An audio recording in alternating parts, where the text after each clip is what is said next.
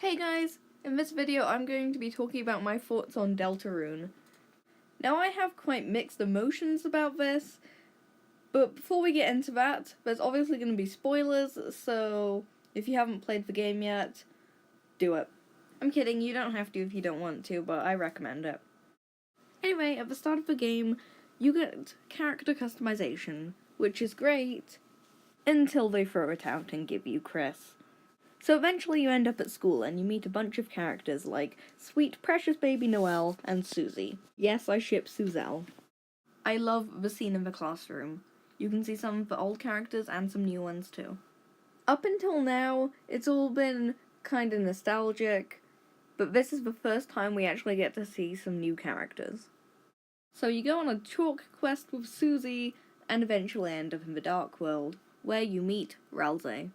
The floof boy tells you about some kind of legend and how you gotta seal a fountain. But let's be honest, the text is too fast for you to read it. So you end up going on an adventure, meeting new friends, and making new enemies. Well, depending on if you spare people or not. With that said though, your choices don't really matter, and that's something I want to talk about quickly. From the moment you start playing the game, that is made very apparent to you. You're told it at the end of the character customization, Susie tells you outside the classroom. I think it's pretty obvious. I love this because it's a direct parallel to Undertale. It's a really creative way of doing it, and honestly, a sequel was kind of scary for me, but having it so different kinda doesn't make it that bad. Speaking of which, is it a sequel? Is it a prequel? No one really knows, which is great for theorizing. So next I want to talk about the music.